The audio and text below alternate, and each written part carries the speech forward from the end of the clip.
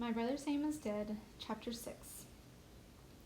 My biggest problem was getting to see Mr. Heron. If Father saw me talking to him, he'd be suspicious, and if he found out that it was me who started the conversation, he'd know right away that it was what it was all about. But luckily, 2 days later, Mr. Heron came into the tavern to buy a small keg of rum. My father wasn't around, and Mother said, "Tim will bring it right over, Mr. Heron." So I slung the keg of rum over my shoulder and followed Mr. Heron up the road to his house, which was only a couple of 100 yards away from the tavern.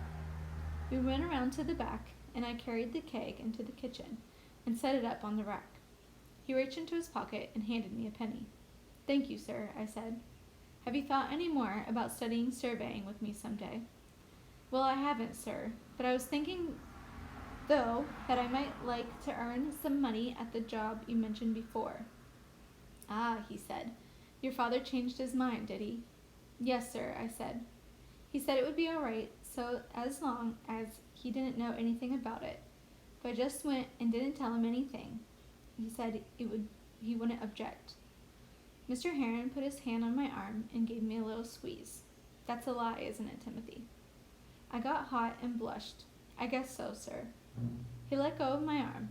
"Your father doesn't change his mind very often, nor very easily." I felt stupid and looked down at the ground. "Yes, sir," I said. "I'd still like to go, though. Aren't we supposed to be loyal to the king?" He stroked his chin. "Not everybody thinks so." "I do, though." I didn't have any opinion either way, but I thought it would help if he believed that I was a strong loyalist. He smiled a kind of funny smile. "You've got your brother's spirit, haven't you?" Being compared with Sam made me feel good. "I'm as brave as he is," I said. "I believe it," he said. "Suppose I did let you run some errands for me. What would you tell your father?" "I'd tell him I was shad fishing." "And come home with no fish?" "I'd tell him they weren't running or something. You can't always expect to catch something." He rubbed his forehead, thinking. "All right.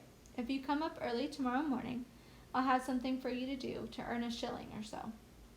So that night I asked Father if I could go fishing again, and he said yes. I felt sort of bad about it. It was lying, and lying was a sin. And so was going against your father. And even if it hadn't been a sin, I would have felt badly about it, because Father trusted me, and I was being dishonorable. But I wanted some glory too, much to be honorable, so Wednesday morning I got up way before the sun, when it was just beginning to get light, took my fishing line and hooks to make an excuse hold up, and walked down to Mr. Heron's house. I was lucky. It was a good day. The time of year, it could have easily been pouring rain and cold, but as the sun came up, there was only streaks of clouds in the sky. The birds were singing, and the wild flowers along the roadside were bright and gay. I felt excited in a good way, and as I walked along to Mr. Heron's, I began to whistle Yankee Doodle, before I remembered that I ought to keep quiet so people wouldn't notice where I was going. When I got to Mr. Heron's house, I went around back to his kitchen door, and started to knock, but I had hardly got my fist up when the door jerked open, and Mr. Heron grabbed me by the arm and pulled me in.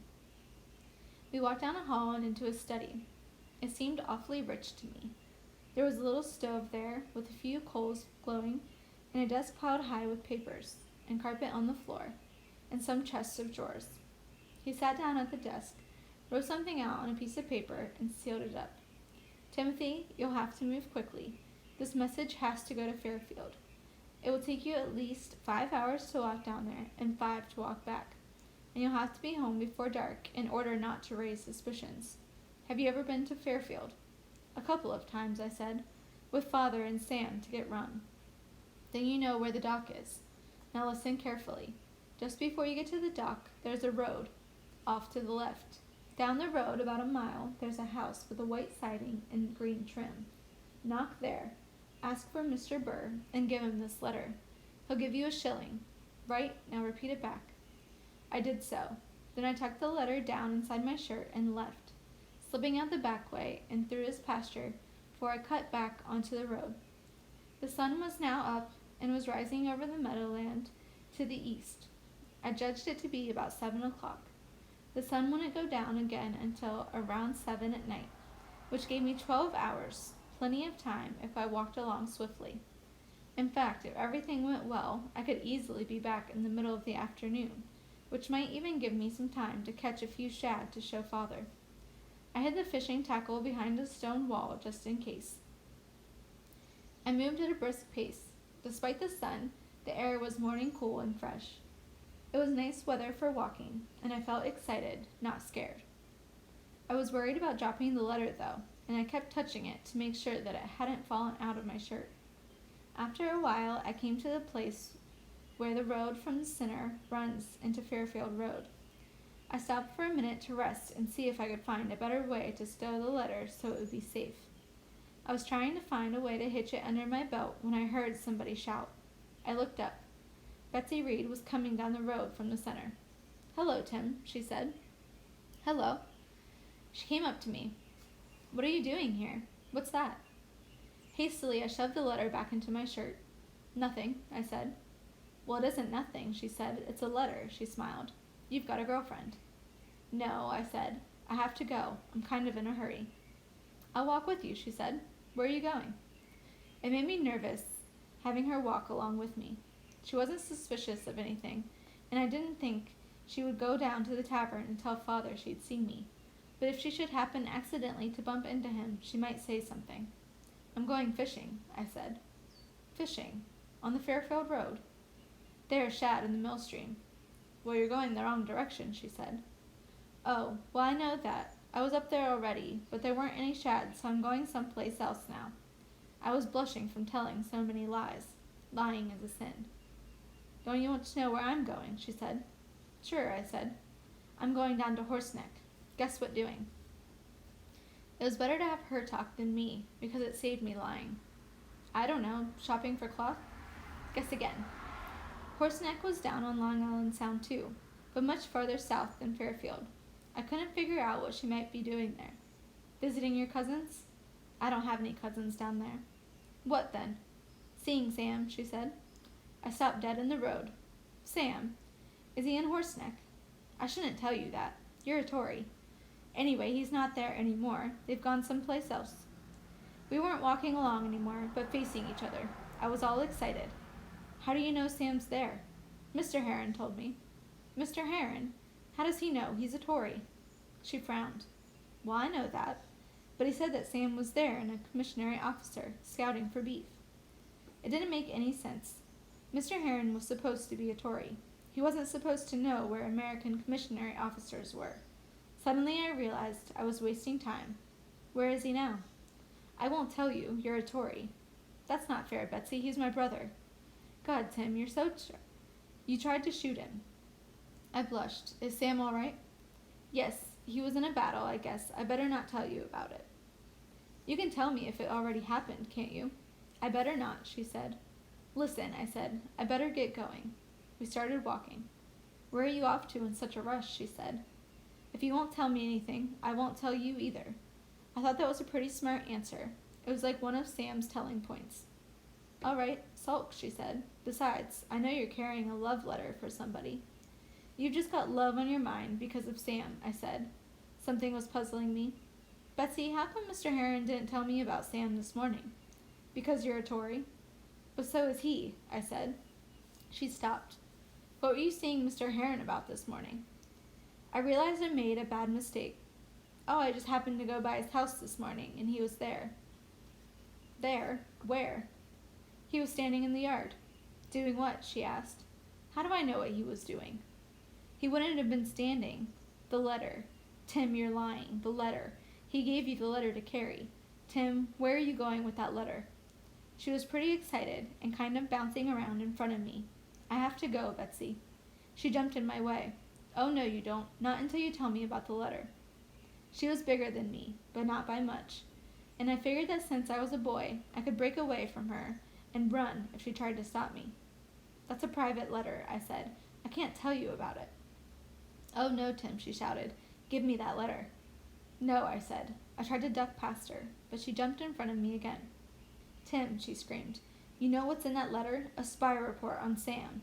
That shocked me. It can't be. Why would Mr. Heron make a spy report on Sam?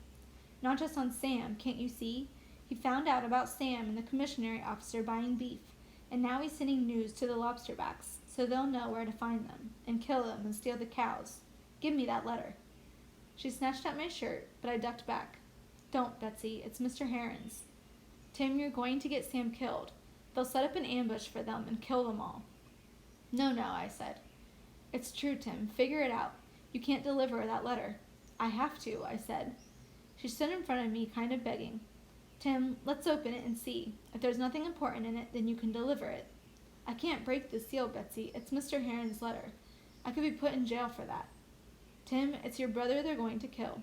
Just throw the letter away and say you lost it." I didn't know what to do. I felt awful, sick and scared. I didn't say anything. "Tim, give me that letter." "Betsy." Then she jumped me. She caught me completely by surprise. She just leapt onto me, and I fell down backwards, and she was lying on top of me, trying to wrestle her hands down the inside of my shirt. "God damn you, Betsy," I shouted.